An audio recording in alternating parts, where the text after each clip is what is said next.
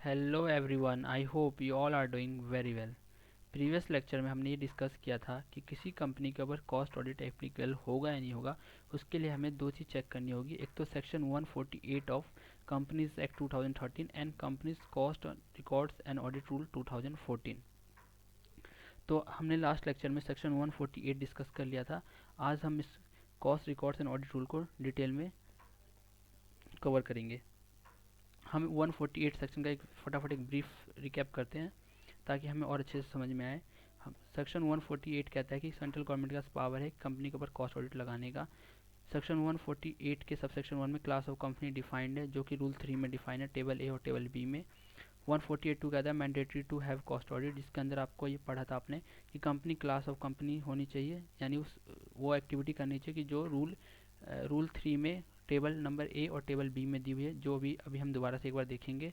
Plus एक thresh hold limit दी है rule 4 में, वो दोनों कंडीशन सेटिस्फाई करेगी तो कंपनी के ऊपर कॉस्ट ऑडिट लग जाएगा। कॉस्ट ऑडिट कौन कर सकता है? CM in practice. Cost audit जो होगा फाइनेंशियल ऑडिट के अलावा होगा। ये 148(4) में दिया गया है। 148(5) में दिया हुआ qualification disqualification rights and duties of cost auditor, और ये कहा गया कि कॉस्ट ऑडिटर बोर्ड को रिपोर्ट जमा करा देगा। ये दिया हुआ है 148(5) में। 148(6) में दिया हुआ है सेंट्रल गवर्नमेंट को बोर्ड देगी विद इन 13 डेज। जब कॉस्ट ऑडिटर उसको रिपोर्ट दे देगा बोर्ड को, उसके 30 डेज के अंदर में सेंट्रल गवर्नमेंट को वो रिपोर्ट बोर्ड को देनी पड़ेगी, यानी बोर्ड सेंट्रल गवर्नमेंट को रिपोर्ट देगी विद इन 30 डेज में। 148(7) हमने कहा कि फर्दर इन्फॉर्मेशन अगर सेंट्रल गवर्नमेंट को जरूरत है तो सेंट्रल गवर्नमेंट मांग सकती है कंपनी से। और 148(8) में हमने पढ़ा कि अगर कोई कंपनी में एम्प्लॉय या कंपनी में डायरेक्टर या फिर कॉस्ट ऑडिटर को डिफॉल्ट करता है, देन 148 के अंदर उसको पेनल्टी लगेगी।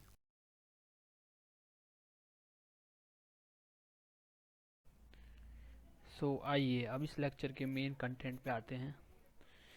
आज हम डिस्कस कर रहे हैं companies cost records and audit rules 2014, जिसको पढ़ने के बाद हम ये पता कर सकते हैं किस कंपनी पे कॉस्ट ऑडिट एप्लीकेबल है या नहीं है। तो आइए स्टार्ट करते हैं। तो रूल 1 में लिखा हुआ है कि इस रूल्स के नाम क्या होंगे, जो कि नाम पड़ा है इसका companies cost records and audit rules 2014। Then इसके साथ में कमेंसमेंट दी हुई है कि ये रूल कब से इफेक्ट में आएंगे, तो 30 जून 2014 से इफेक्ट में आ चुके हैं ये। रूल 2 में डेफिनेशन है बहुत सारे जो टर्म्स जो भी इस रूल्स के अंदर यूज हुए हैं।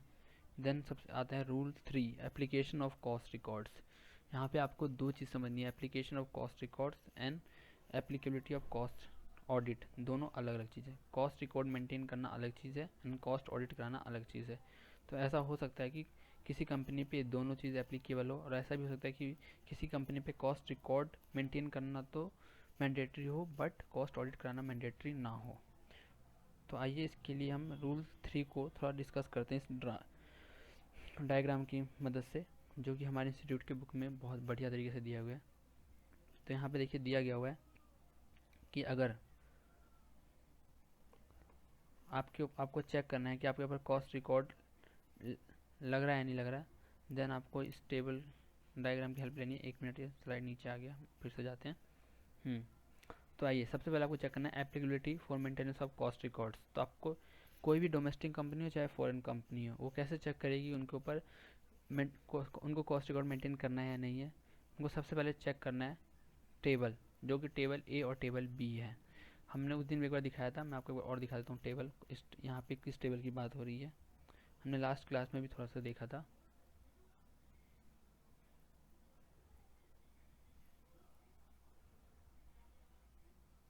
ये है टेबल, देखिए टेबल ए रेगुलेटेड सेक्टर। हमने बात करी थी कि इसके अंदर 6 सेक्टर है। Telecommunication service, generation, petroleum product, drugs and pharmaceutical, fertilizer, sugar industrial. And table B non regulated sector. ये रेगुलेटेड सेक्टर इसलिए कहे जाते हैं क्योंकि इनको एक डिफरेंट स्पेशल एक्ट के अंदर से रन किया जाता है, स्पेशल एक्ट से रन किया जाता है इन्हें। देन नॉन रेगुलेटेड सेक्टर में आपके आते हैं machinery and mechanical appliance use in defence, space, turbojets, arms, iron steel, rods and other, rubber. ये आपके इंस्टीट्यूट की बुक में आप पूरी लिस्ट पढ़ सकते हैं। Coffee and tea, railway and tramway, cement, ores and mineral products, mineral fuels, base metals, inorganic chemicals, jutes and edible oil etcetera. यहाँ पे 30 पूरी लिस्ट है, मैं आपको दिखा देता हूँ एक बार। 33 की लिस्ट है यहाँ पे। तो ये टेबल आपको सबसे पहले चेक करनी है।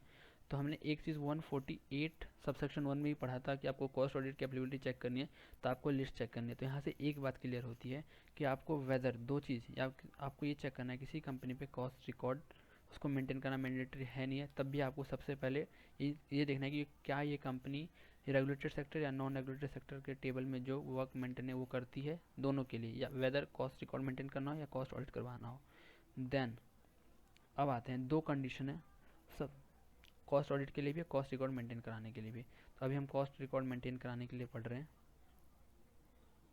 देखिए अभी फिर से हम बैक आते हैं टॉपिक पे।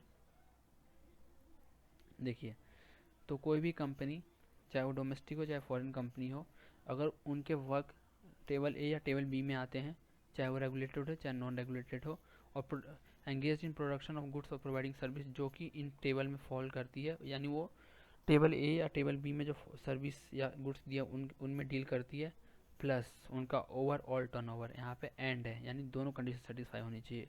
Overall turnover from all of its product and services more than equal to 35 crore, यानी 35 करोड़ या उससे ज़्यादा है, देन उनको प्रीसीडिंग फाइनेंशियल में, देन उनको कॉस्ट रिकॉर्ड मेंटेन करना मैंडेटरी है। अब यहाँ पे 35 करोड़ यहाँ पे लिखा है ऑल ऑफ इट्स प्रोडक्ट सभी से।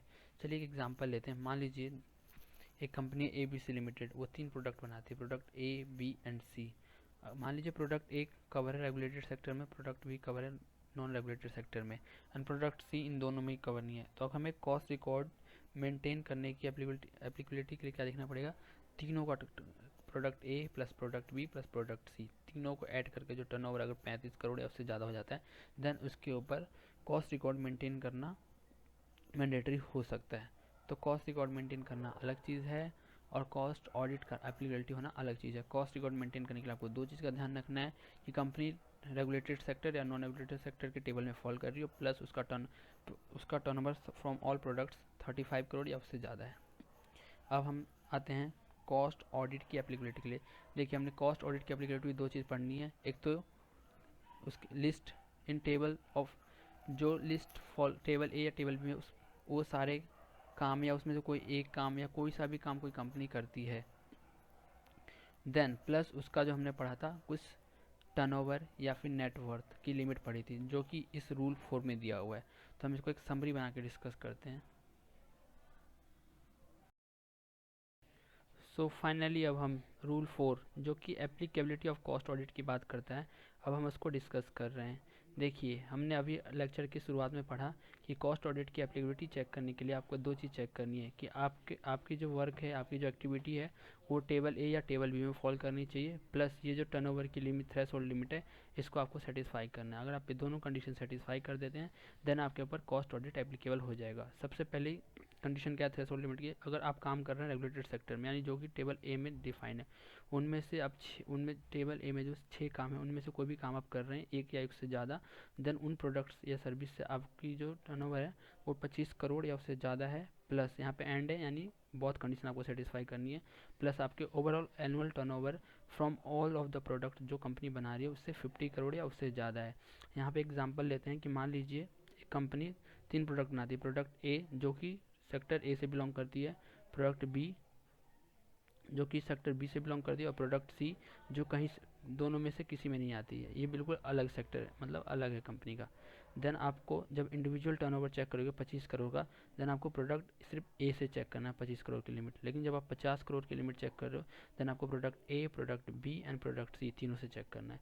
सिमिलरली जब हम नॉन रेगुलेटेड सेक्टर की बात करते हैं तो आप प्रोडक्ट जो भी प्रोडक्ट या service regulated non regulated sector में कवर है उससे वो 33 सर्विस है टोटल, उनमें से आप 1, 2, 3 कोई भी काम कर रहे हैं, तो अगर आप एक काम कर रहे हैं तो एक काम का टर्नओवर 35 करोड़, या फिर आप नॉन रेगुलेटेड सेक्टर से ही 3-4 काम कर रहे हैं तो 3 चारों प्रोडक्ट या सर्विस का टोटल करके ये 35 करोड़ की लिमिट चेक होगी। इसमें 25 करोड़ की लिमिट, अगर आप रेगुलेटेड सेक्टर में एक में कर रहे हो, एक प्रोडक्ट बना रहे हो या 2-3 बना रहे हो, तो 25 करोड़ की लिमिट रेगुलेटेड सेक्टर के सभी कामों को लेके जोड़ा जाएगा।